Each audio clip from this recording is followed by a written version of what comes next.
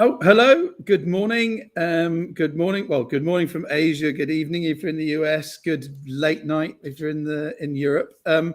Welcome to Gaming and Music Matters with our friends from Riot Games. My name is Jasper Donat. I'm the CEO of Branded. We are fresh off the back of not one but four events last week, including Music Matters, Sports Matters, and VidCon.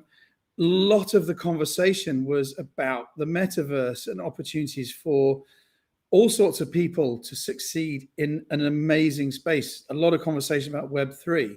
So following on from that, we thought, wouldn't it be great to bring the music and gaming communities together with our friends from Riot Games to highlight what happens when they collide. We want to showcase some amazing success stories. We want to demonstrate how artists and gamers and entertainment companies can really capitalize on one of the most exciting entertainment platforms in music today. So we're not just talking about gaming, we're talking about gaming music. But how? So Riot, in the last 12 months alone, Riot has worked with an amazing roster of artists and songwriters.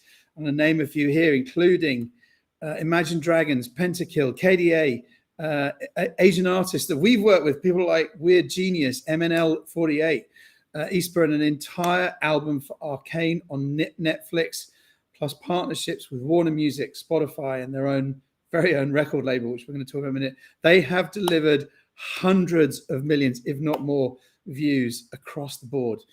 So we're producing two sessions today. This morning, we're going to meet with Riot Games global head of music.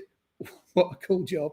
And an amazing artist called Mako. Then later today, we have another session with Riot Games head of Southeast Asia, along with Epic Games and Warner Music. Both sessions are designed to showcase the opportunity that gaming and music present when they're brought together. Like I say, we've done Gaming Matters and we've done Music Matters. Let's bring them together as Gaming and Music Matters. So on with the show. We're going to first meet with, in a while, we're going to meet with Mako, this artist, but first we're going to meet with Toa Dunn. Toa is the head of Riot Games Music. As I said, possibly one of the it's the coolest title in the world. It's possibly the coolest job in the world. Toa, tell us, what is Riot Games head of music and what do your family think you do for a living? Yeah, that's a great question. I think probably my family is still trying to really figure out what I've been doing over these past few years. But like you mentioned, my name is Toa Dunn, right? And I'm the head of Riot Games Music. And just kind of a little bit about me. I lead our music initiative within Riot Entertainment. And so we focus on creating high impact, music driven experiences that kind of foster these deep connections with our players and fans to our IP. And so, yeah, that's pretty much what I do. And I hope you pinch yourself every morning you wake up and go, yes, I'm Riot Games head of music. Toa, you have a presentation you want to share with the audience. So over to you, and we'll see you. I'll be back in a minute. Sounds good.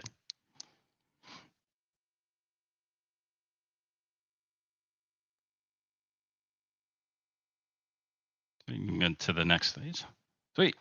All right, so we'll go ahead and get started. So, like I said, my name is Toa, and I head up the Riot Games Music Initiative.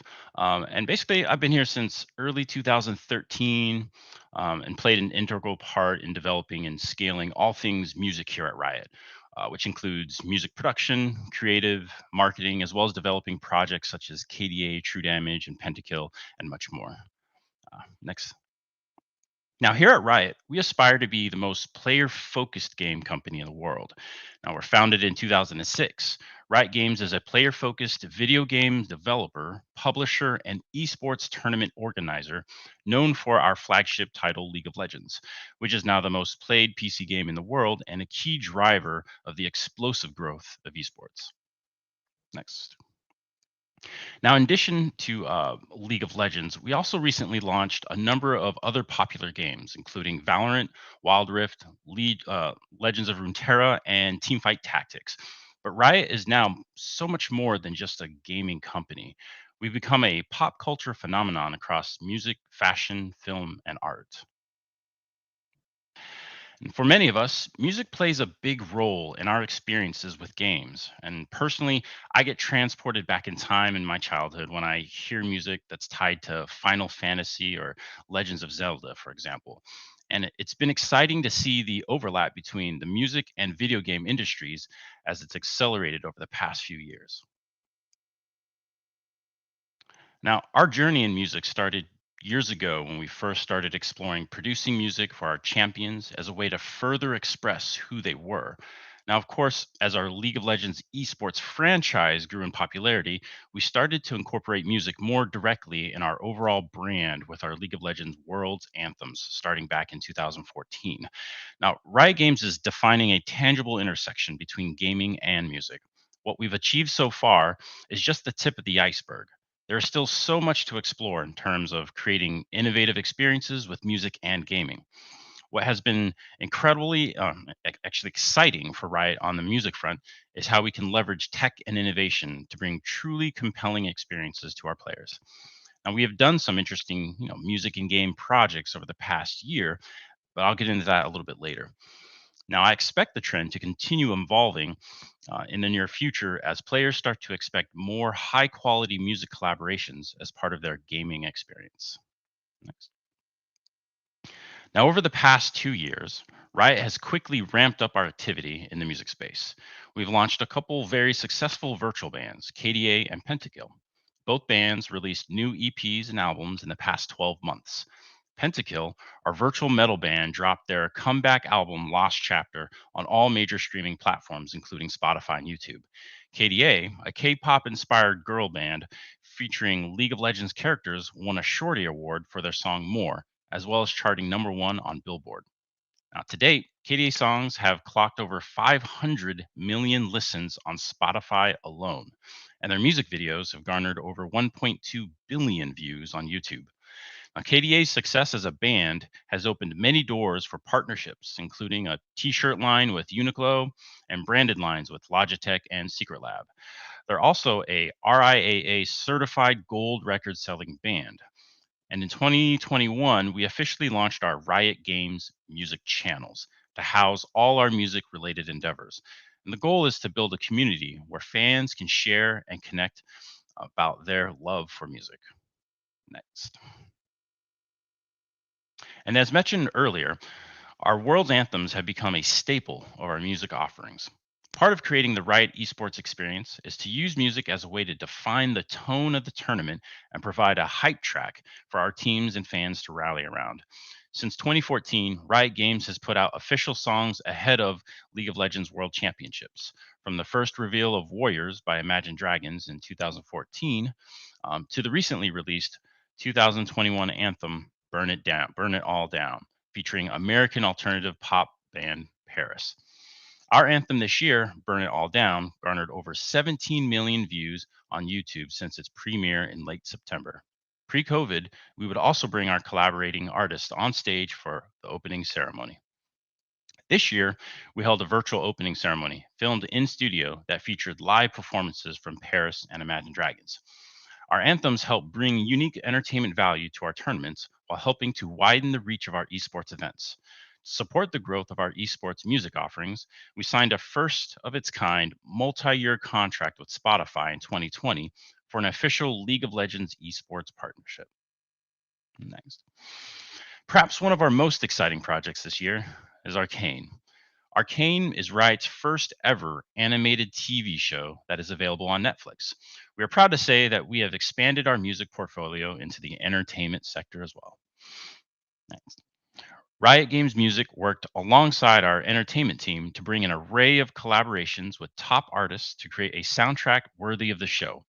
Following the 3-act format of the show, Riot Games Music has also been releasing the soundtrack for Arcane in 3 stages over the past month. With a total of 11 tracks over a wide variety of artists and genres, the release of the songs coincided with the episodic release of Arcane and helped to bring the story and flavor of Arcane to life. We collaborated with the likes of Denzel Curry, Bia Miller, Bones UK, Mako to curate an album of original songs for the show. The release of the OST and score highlights Riot's increasingly crucial role in amplifying the intersection of gaming, music, and entertainment. Next. Of course, we can't talk about Arcane without discussing the show's iconic title track, Enemy by Imagine Dragons. We've worked with Imagine Dragons on several projects in the past, so it was amazing to collaborate with them again to create Enemy. They also performed the song live during our World Show opening day. Enemy has recorded over 35 million total views on League of Legends and Imagine Dragons YouTube channels since its release on the 28th of October. Next.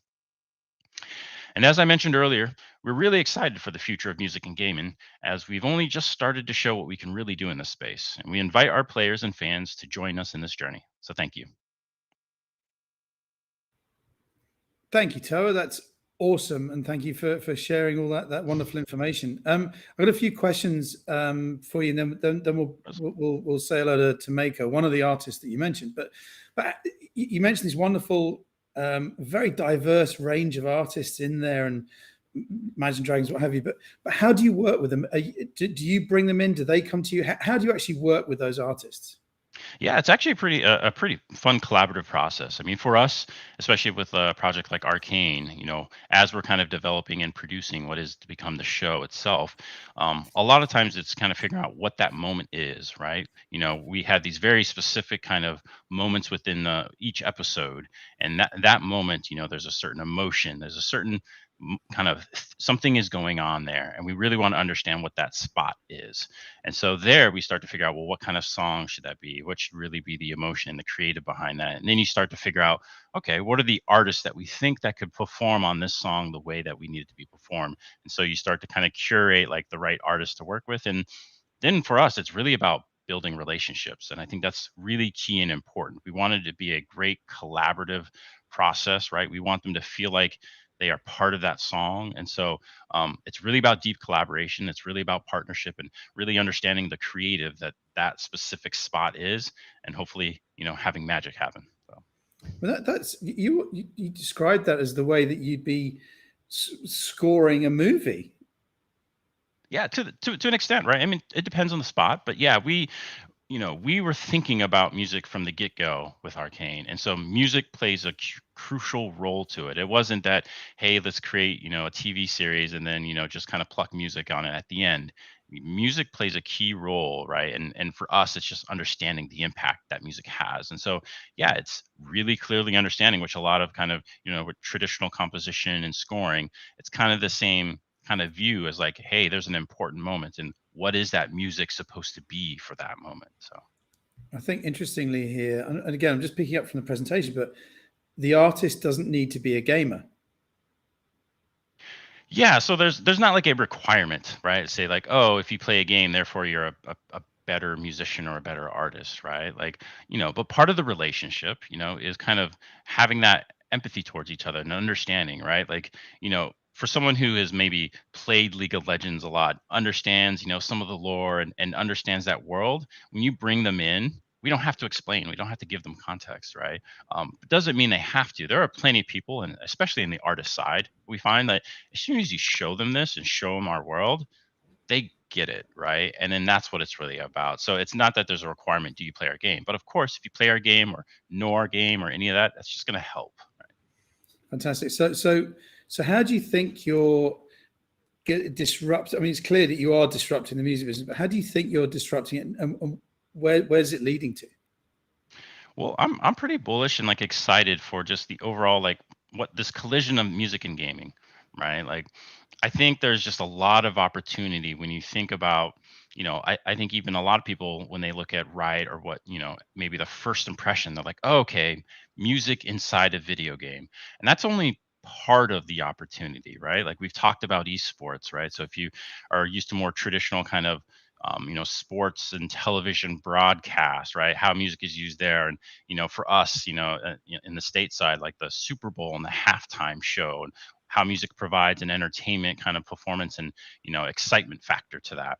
Yeah, and then we have the game, so we have the opportunities both in and outside the game, broadcast, storytelling, right? Like we have with Arcane, so it's actually quite broad. And so I think we're kind of really leaning into the space of like, how can we really lean into music to help us tell these stories or help to drive emotion and all of those. So I think we're just getting started, quite frankly.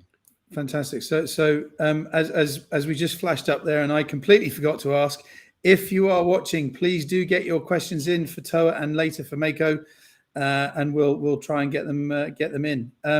So I guess that the final question from me for you, Toa, is if I was an artist, how do I work with Riot? Well, there's probably a few different ways. I mean, with Imagine Dragons, we found out they played League of Legends, right? They were touring the world and playing League at every stop, pretty much in the stadium, right? So they had a natural love for the game, and I think that's probably important for a lot of artists, quite frankly, right? Like, can you write for something that you don't connect with or don't have any passion or love for? And that connection and passion is important for us, right? We want that to come through the music. You're going to end up with something better, and so, yeah, there's if it's just kind of we also have licensing opportunities, like we have the esports broadcast, and so there's kind of, again, many different ways to kind of find your way and be a part of this world. But I would say is, like, if this is a place, if you really connect with video games and League of Legends or our world or esports, then I think it's really just about getting involved. You're probably part of the community already, right? Fantastic. Well, Toa, I've got a ton more questions for you, but I'm aware that time marches on. And so you're going to be whisked off into a little virtual back room, and we're going to now say hello to a wonderful, wonderful artist called Mako. Mako, or if I may call you Alex, or Mako, you have now, correct me if I'm wrong, over 3 billion streams, thanks to all the work that you're doing with Riot and League of Legends. Now, you are you're a versatile music talent, you're a classically trained musician, you've worked with film, TV, commercials, but we're going to be talking about gaming. But you've also you've played Coachella, you've played Lollapalooza, you've been at EDC, you've toured North America. You need to tour Asia if you haven't already. Absolutely. But we know people. And you've worked with Lindsey Sterling, with Avicii. I mean, what a great history. Asia is waiting for you, Mako. And you appeared in Arcane or on Arcane. So I guess let's start with your relationship with Riot, and then let's talk more broader for the music community. But how does it work? When do they come to you? Do you go to them? What are the when you've worked on Riot projects? What's really stood out? What are the highlights, but also what are the challenges? Hey, Jasper. It's been amazing, and as I watch Toa talk about it, it sort of dawns on me, like, my relationship with them has evolved as much as Riot Music has evolved. And at the very beginning, it wasn't any of the things that we're working on now. And I don't even know if we could have dreamed of some of these projects that Toa just described. But back then, it felt so next level to be like, oh, let's take the score from the game and let's make an EDM remix album for it. And so they did something called War Songs. I was a lowly DJ at the time, and I was just like chomping at the bit to get involved in games, anything related to stuff, sci-fi stuff I was obsessed with. And so I started pestering these guys, and they gave me an opportunity to make a remix for one of their film score tracks, and it was called Piercing Light, and we just kind of went to town, and then the relationship kicked off from there, and it spanned the most diverse, unexpected journey of writing songs for them, producing things, working with their artists, scoring Arcane.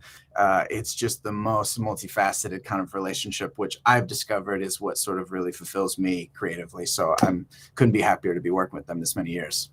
We're very, very honored to have you here. I mean, I guess I should ask, I didn't hear that. Were you actually a gamer? Did you play games? Oh, big time. But so I'm 32, and gaming back then was a much different thing than it is now. But huge World of Warcraft kid. I got involved in what I think would be early esports around competitive Call of Duty. This is like vanilla and the first expansion. Decided that if I wanted to have a career in music, I needed to sort of like turn off the valve a little bit with the MMORPGs. So I took a break from it through college, and then just started diving right back in when I graduated, only to find that video games had not stopped where I left them. They had taken off in this absurd journey, in addition to esports, that I'm just still feel like I'm catching up with every week. So when you're so back to Riot, what's the process? How do you work with Toa and other artists? So you get involved in all of it, right? Yeah, it really depends. I mean, we can talk through any of them, but something like the world's anthems that we're commissioning are essentially like Super Bowl songs. I mean, we're making a bespoke piece of music alongside a music video team, working with artists, working with esports to create an experience that is, you know, a piece of music you can hear online, but also a performance that you're going to see at that world's show. And it starts from a creative brief. I really like working with Riot. It's team sports. Like, it's not like my artist project, which is very much about self-expression. It's about realizing a vision together. And I find that the stronger projects are the ones with the creative leads that just come at me swinging. Like, here's what it is. Here's what I want it to feel like. Here's some images we've designed weapons for some of the characters that are going to appear in the Rise music video. Check this out. That stuff just is fuel, and it's a really exciting process. So that's one song. Arcane is how do we write 11 songs, tuck them into a Netflix series, and make it feel true to the world and a part of the storytelling process rather than just an incidental thing in the background. So it really, it spans a lot of different things, but I think the energy of the people there is all passion forward. So I kind of don't really mind what it is. Like, if they've got something interesting and they're excited about it, chances are I'm going to be pretty excited about it as well. So what are the I mean, you talk about the highlights. What are the main challenges of working in the gaming space? Yeah, I mean, so I've been so fortunate to have written the last 5 years of World's Anthems for Riot, which is mind-blowing, because I remember seeing Zed perform at Staples Center all these years ago and turning to my friend at the time and being like, could you imagine writing that song? That would be the most incredible thing ever. And then the next 5 years, I've had the chance to do it. And it's really thrilling. But the tough thing is like finding ways to reinvent something that now has become like an institution for us. People come to expect these world's anthems. They need to do certain things, but you don't want to just like rinse and repeat the same formula. Like, you really want to find a way to mix it up. And sometimes that's really tough. Like, there have been years that it takes us a long time to find the central messaging of it. Every once in a while we get lucky, but sometimes it's tough. And then we got to find a great artist that's like the voice of this song who can represent what we're going for. So there's a lot of checkpoints along the way that can be very challenging. And thankfully, because of the team aspect of this, we have a lot of resources to like look for help or tag team, friends in. But I think that part of it is probably the most consistent thing that each year has been a bit of a challenge. I guess we've had our first question from the internet. Emma from the internet has asked a question. Now, this doesn't need to be Riot specific. This is music and gaming specific. But how does an artist get themselves or their music into a game? Where does it start? It's a really good question. And I have to say, like, I can be an otherwise fairly jaded creator as I've lived through record deals and publishing deals and tried to get albums and tours off the road. I feel really encouraged by music and video games. There are so many opportunities being created from the indie level to the Riot Games level all year long. All of them need music. And there's a lot of really talented and passionate people behind all these projects. I haven't tried specifically to be like, how can I get into a new video game? So I can't tell you like from scratch, this is the way to do it. But I will say, from being on the inside, when we see like fan-made covers of our songs, or when we see people like work as passionately on their project and fire it to us as we're working on our stuff, that like leaves an impact and it makes a mark. And I think getting in touch with the game devs or the people that are involved in that process, just getting your music towards them and in front of them, you might not get hired immediately, but I always remember those people, like the ones that make these incredible covers of like Arcane right now. There's people making covers days after the release of an episode, and I'm in touch with a bunch of them, and it's like, these are just excited people, passionate people. So I think being very like social about sharing, like finding out who the game devs are and sharing your music with them is a great way to just get in their mind. So it's the same as if you were pitching a label or pitching a music company. You need to pitch the gaming companies. Do you get people pitching you? Yeah, all the time. It's interesting because when you're trying to make your way through the music industry, there are skill sets that you can develop that have pretty broad value. And then there's lots of skill sets that have high levels of competition. Everybody wants to be a film composer. Everybody wants to be an artist. So those barriers for entry are really high. There's a lot of competition. But I found that like learning how to songwrite was it ended up being the most valuable thing I ever learned, because Riot had 4 or 5 of the most talented full-time music employees already churning out orchestra music so much better than I ever could. But I found that, I can write these vocals on top of their things. They didn't know how to do that. Like just creating value through like these incidental like side skills is something that will make you very employable very quickly, because there's a lot of music getting made, and we all need passionate people all the time. So collaboration is key. And songwriting is key. How important is authenticity? I mean, this is a question that we ask a lot of. We talk to creators, YouTubers, TikTokers, Instagrammers, musicians. How important is authenticity to a songwriter like yourself?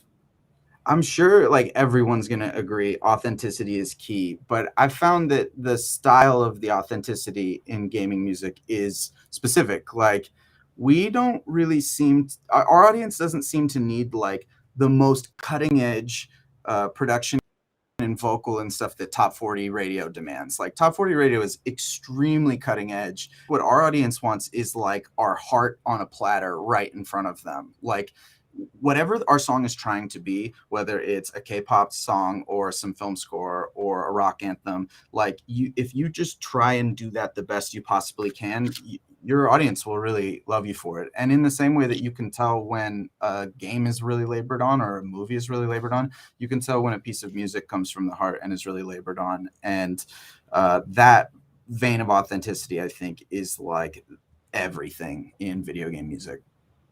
Fantastic. And so I'm going to ask one more question, and then we'll bring Toa back. But a lot of conversations about the metaverse, and today is all about the metaverse, right? But what do you prefer as an artist? Do you prefer, and this is we're gonna ask this question later with Toa as well, but do you prefer live or do you prefer the metaverse, or are they two vastly different experiences for a musician?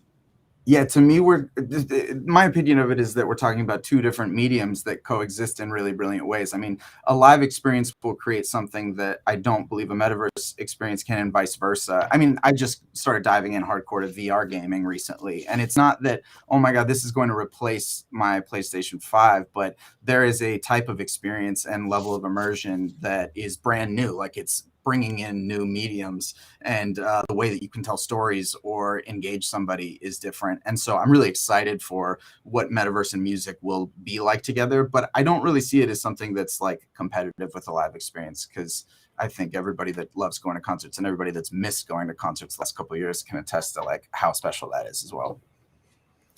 Phew. But there are going to be a bunch of 18. We talked about this before. Maybe if we could bring Toa back as well. We talked about this last week at Music Matters, that for people like us, we miss the live experience. We miss the travel to the show, the slumming it with your mates, camping out in a field in soggy water, and you say that to an 18-year-old who's used to be on the sofa playing League of Legends. They're like, what? But so Toa, let's talk about this. Everyone's talking about the metaverse, but they're also talking about hybrid experiences. Do you have an opinion on what could hybrid look like? Because hopefully one doesn't replace the other, but what might hybrid look like to Riot? I mean, I think like my personal opinion of this is like just like Mako was talking about. Like I think it's kind of metaverse or digital venues, if you want to think of it. We did a concert with Pentakill where we partnered with Wave, for example.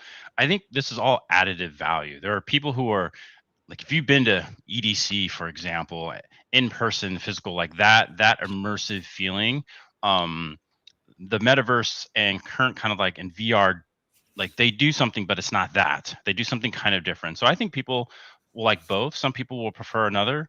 And if anything, for artists, right, it gives you another medium, another opportunity to like, I can do the physical performance, or I could do a VR one, or I could do metaverse or something like that. Like there are it becomes more kind of ways to express yourself and connect with fans, and it really depends on the audience that you're connected with. If you're connecting with a super young, very digital accepting kind of audience, they probably would love kind of the metaverse and what's going on there, right? But if there are people who just want to go festivals and be immersed and surrounded by their friends in this larger than life type experience, right? Then I think you'll have those, and they have the pros and cons. The cool thing about digital kind of more digital expressions is you're not limited to the physical world, right? Physics, you can kind of make it up as you want. So we miss sleeping in mud, don't we? But I think it's interesting that a lot of people were talking about what hybrid might look like is not having something at the same time. It's not so a football match. Okay, sorry, you're in the States. A soccer match is hybrid, right? A sports game. So in America, a basketball, an NBA game is hybrid. You've got the fans in the crowd, and then you got fans watching it live. But a music experience is different. It doesn't have to be at the same time, right? You can have it can be very complementary. So I think it's great to hear what you're doing. And obviously, Riot do a lot of amazing live shows as well in esports world. So I'd love to see how this hybrid world plays out, because it's something that is new. It's not new for esports. It's not new for sports. But it's definitely new for music. And a lot of people have, like I say, they succeed in the metaverse. You hear those amazing concerts going on, but the hybrid thing is it hasn't really played out properly yet. So very keen to see how that rolls out. So Toa, another question for you here. I kind of asked Mako the same, but if I've written a song, I think it's amazing. It's the best song ever. It's great. My mum likes it. How do I? What happens next with you, Toa? Do I pitch you? Do I try and find you walking the street and try and sell you that? How does it work if I'm an artist and I want to get my music into work with Riot? Yeah, so for me, there's kind of a few questions to kind of dig into, right? First is like, what is the song for? What is it about, right? Like, I think it's, again, we tend to be very kind of project oriented. Like we've got 2021 worlds and we're going to build an anthem, and we have an idea of what like the vibe and the direction and creative is what it's supposed to be, right? So it's hard for us to just kind of slap any old anthem onto it. Like, we make bespoke music for that. So the big thing we have to kind of answer is like, if this person has the song, it's like, well, what is it for, right? If this person comes in and like, I've written this song, it's inspired and for a world anthem, and that becomes an easier conversation to have. And kind of like what Mako mentioned too, is we see people doing covers basically that kind of do this, right? And some of them actually do their own kind of song, and they they tag us or something like that, and we get to know some of them over time, and we've actually worked with at first we're kind of maybe content creators or just people who are part of our community who were inspired to create music. In fact, I think in the Pentakill project we had, I think Trey as well, and we've worked with Joe Atlin as well. And these guys are incredible musicians within our community that have been inspired by video game music, and especially our video games. And then it bubbles up, and they're traveling with us to perform Pentakill in Barcelona, for example, back in 2016, I think that was, or so it just really depends. For me, there's just like a lot of things to kind of pull down in there. It's like, what is that music for, right? It's kind of funny, by the way, Jasper. Toa and I were reminiscing about this. So when I first met him, they pitched a music video concept that we were so amped about, and it was this tragic song, and we started developing it, we're falling in love with it, and then for whatever reason the music video project falls through, we go a different direction, and I've been sitting on this song for I don't know, like maybe 5 or 6 years. And when it came time for Arcane, we were looking for a moment in our episode 3 right as the credits roll. One of the most tragic like ways that you can end an episode in Arcane is what happens, and I won't spoil it, but before we were writing for too long, I just remembered, oh, that song would be really nice. And so we repurposed a 6-year-old song, and it fit beautifully over it. And it doesn't always work like that, but when you write a great song, like, there will be a home for it. And to Toa's point, like, finding the home for that song is probably one of the best things you can do for yourself. That's cool. And talk about repurposing. And by the way, if there are any other questions from the World Wide Web, please do get them in. Repurposing. So Toa, we've mentioned YouTube quite a bit. do Riot work with other platforms? Are you working with Facebook Music? Are you working with TikTok? Other platforms? As far as like where our music definitely is on pretty much most platforms. We try to get our music pretty much everywhere. I think we always reference YouTube as there's definitely a lot of kind of traffic there, right? And a lot of people, but pretty much anywhere. They have Facebook, or and again in Asia they have some specific platforms that may not always be in the Western world as well. And so, I mean, it just, as far as if it's for connecting with us, I know I spend hours and hours listening to people who do covers of our songs or versions that are songs that are inspired by ours. Like, I probably spend too much of my time going through that stuff. So, I mean, but it's pretty much all platforms. That's your job. You're allowed to. And I guess so. The logical extension of that is: do you have to repurpose the content for the platforms? Short form, long form, different types of we know on TikTok that it's all about recreation. You mentioned the word creations and covers and stuff. They're measuring success in some ways by the number of times a song is recreated. Do you think about that in your role? I mean, so yeah, we've watched that stuff, right? Like, I mean, I like to see things for, hey, how many reaction videos are we getting? Like, how much UGC is actually starting to be developed around it? And, every platform's a little different on the type of UGC that comes from there. I think that's great. Like, but for me, just from a broad level, do our fans and players like it? And then are they making action on it, right? Like, if they are musicians, are they creating music? If they're comedians, are they making memes? I don't know, things like that you can kind of watch. It may or may not always be like our success metrics, but I think it's still good to have a temperature, right, of like your fans or your players, and what's getting them excited. And so that's definitely that's what we watch. Okay, now we're going to get into the final question here, and Toa, I'm going to stick with you first. You mentioned the word exciting. I mean, look, you're in the most exciting industry with the most amazing job. But what's exciting for Toa right now? And this doesn't have to be about Riot, doesn't have to be about gaming, doesn't have to be about music. What's really exciting for you right now? That's actually a broad question. It's a great question, because there's probably a few things, but in general, what keeps me up at night or helps propel me out of bed in the morning is really just like, we're at the beginning of all this. Like, I really think we're at the tip of the iceberg. I think people hear me say that. People hear me say that a lot, but I really do. I'm actually pretty excited with, when you think about technology and innovation, when you think about storytelling and creative, and you think about how like our IP is really evolving and the different ways you can start creating compelling experiences, and just understanding what music means in those spaces. Like, to me, it's like, man, I think I've whispered to Mako about this. Like, man, we're just getting started. There's like so many really cool things that we can do. There's only so much time, right? But I am really excited about the stuff that we're potentially going to be diving into. It's just, I just think in the music space, kind of music and gaming, is you're seeing a lot of exciting things happening in this collision space, right? Like, video games have brought, like you've seen, with Travis Scott and Fortnite, right? And what Roblox is doing, right? Video games is doing something really interesting with music. And the way we kind of work on the video game side, as far as innovate and really player oriented on our side, right? Especially at Riot, it's really about the player experience. It's like, hey, how can we make that fun? That's kind of what Pentakill was for us this past year when we did the digital concert. Is we kind of asked ourselves this question, like, music performance. Well, what is a music performance, right? Well, what if the album is a story and you can take people through that story and immerse them in that world? So I just think there's a lot of really incredible things we can start doing in this space, and I'm excited for us, for artists. I think kind of all boats will rise in this. I mean, to continue the ocean example there. I mean, it is going fishing where the fish is swimming. We said. Now, Mako, we've had a question. How do you go about capturing these massive audiences your music is exposed to in an audience you can connect with?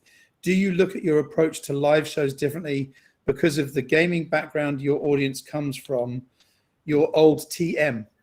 This is my old tour manager, John. I just gotta say, tour manager. Hey, cool. Now he needs to come to Live Matters. And you're still my tour manager. We just haven't toured in years. But it's a great question, and absolutely. My experience with Riot specifically has changed my perspective on live shows a lot. As Mako, I'm able to get in the big cities like 1,200, 1,500 people. So it's a meager sum, but when you're performing at something like Worlds, like, I don't know, Toa knows the numbers. They're like real, like American Super Bowl level. And so you're engaging with predominantly a broadcast audience, which is a really unique and different experience as a performer. And not a lot of people probably know what it's like to be on a stage like that, but a stadium is really exciting, but now all of a sudden you're looking for these dolly cameras and you're playing to things that aren't there, or you might have like hyper real things going on with KDA. There's like AR musicians sharing the stage with you. So you need to hit your mark, you need to hit choreography. It engages a lot more forms of media than just audio. So I think like I've become so much more aware of that, and it's really shaped how I cater and create a live performance when I'm asked to go do one nowadays. What do you think? Okay, this is going slightly off script, but I did my first. Actually, no, I've done 2 interviews now in Horizon Spaces, and I have to say, at first you're a bit kind of, it's all a bit, oh, there's lots going on, I'm going to click here, and you just muck about. But once you're in there, I found it quite interesting. Do you think, Mako, do you think there's a real future here for musicians who, your fans can be on stage with you, looking out over the audience and stuff, right? Have you done anything in the 3D meta world?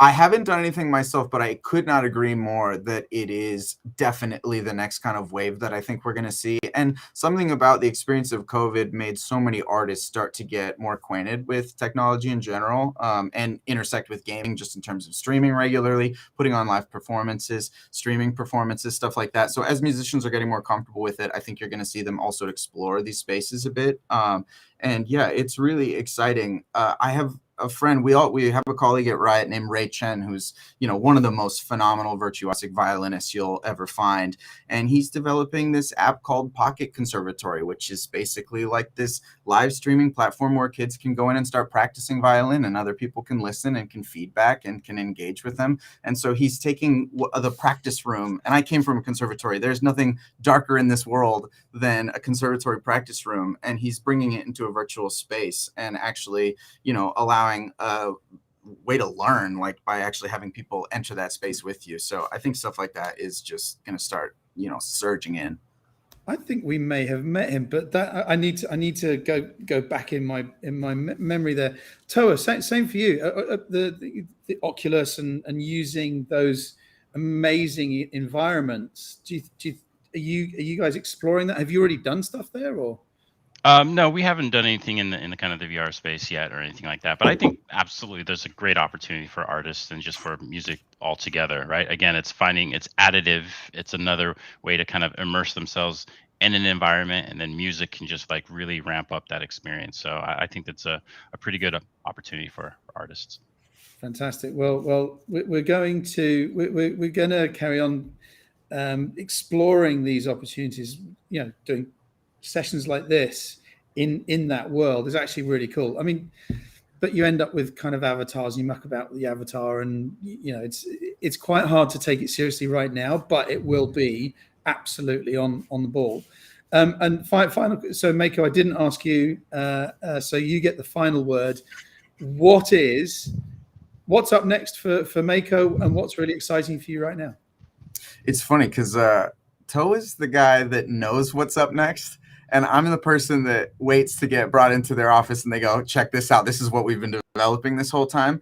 And I think my excitement is having no clue what's ahead. I've really learned that that's where I'm sort of at my best creatively, is not just like clocking into a musical day job and then just sort of like going from there. I really like engaging with new kinds of projects.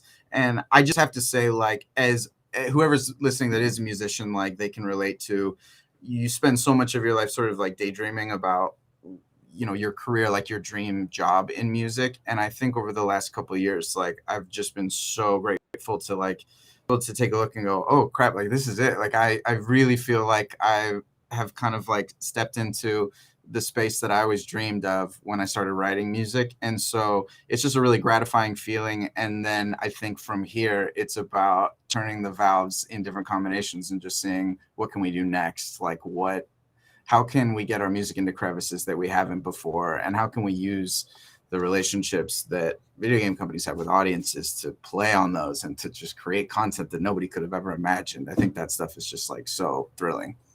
Wouldn't it be great if Toa was allowed to answer the question? Just right here with Mako, but I'm not going to put you in that position. Don't worry. But listen, I could carry on talking to you both forever. Unfortunately, our time is up. But what a brilliant chat. I've taken a few notes here. Look, it's hot right now. Gaming is hot, but music and gaming together is hot. We talked about collaborating. We talked about going fishing where the fishes are swimming. We talked about that quite a lot. Which the collision of music and gaming. We talked about Mako. You said if you want to be a songwriter, learn how to write a song. I mean, it's an obvious, but so many people, musicians out there aren't songwriters. So that's a really important point there. We talked about being authentic. We talked about repurposing. We said it's just the beginning. It's just getting started. It's such an exciting time to be in this place right now. I love that idea of don't be afraid to daydream. So I'm going to use that as an excuse now for everything. But I think the other final point there was if you want to get on with Riot Games, you need to play League of Legends. So with that, I'm going to say thank you so much to Mako. Thank you so much for Toa. What a great chat.